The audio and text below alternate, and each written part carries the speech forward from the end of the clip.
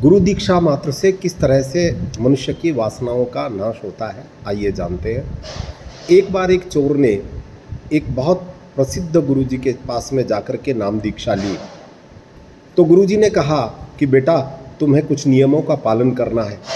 संसार की सभी स्त्रियों को माता बहन मान करके उनका आदर करना है। गुरुजी की आज्ञा मान करके वो अपने घर गया और एक दिन, क्योंकि चोरी उसका कार्य था, चोरी नहीं छूट रही थी, चोरी करने के लिए एक दिन वो राजा के महल में गया।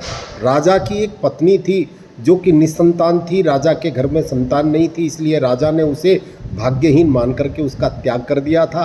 वो चोर उनके महल में ही चोरी करने पहुंचा, लेकिन सिपाहियों ने उनको प्रवेश करते हुए देख लिया। राजा को सूचना दी गई।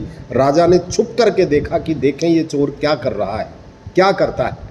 तो रानी ने जब चोर को देखा तो रानी ने कहा कि यदि तुम मेरी इच्छा पूर्ण करोगे तो मैं तुम्हें जो चाहोगे वो प्राप्त हो जाएगा। लेकिन उन्होंने कहा, गुरुजी की बात याद करके चोर बोला कि नहीं, आप तो मेरी माता के समान है। ऐसा सुनकर के वो स्त्री प्रसन्न हुई। राजा भी देख करके बहुत प्रसन्न हुआ। राजा ने उसे पकड़ करके अपने राज दरबार में बुला करके कहा कि बोलो, तुम्हारी ईमानदारी पर मैं बहुत प्रसन्न हुआ हूँ, क्या मांगना चाहते हो। बोले, महाराज, यदि आप मुझे देना ही चाहते हैं तो जो पत्नी का आपने त्याग किया हुआ है उस पत्नी को आप पुनः स्वीकार कर लें। राजा बहुत प्रसन्न हुआ, रानी को स्वीकार करके महल में बुलाया और उसने रानी से कहा कि मैंने तुमको बहुत दुख दिया है, अब तुम मांग लो, क्या मांगना चाहती हो।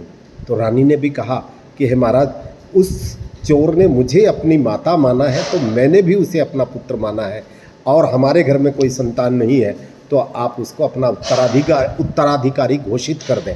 राजा बहुत प्रसन्न हुआ और उस चोर को अपना उत्तराधिकारी घोषित कर दिया। मात्र एक गुरु के वचन से उसका जीवन संवर गया और उसे राज्य की प्राप्ति हो गई।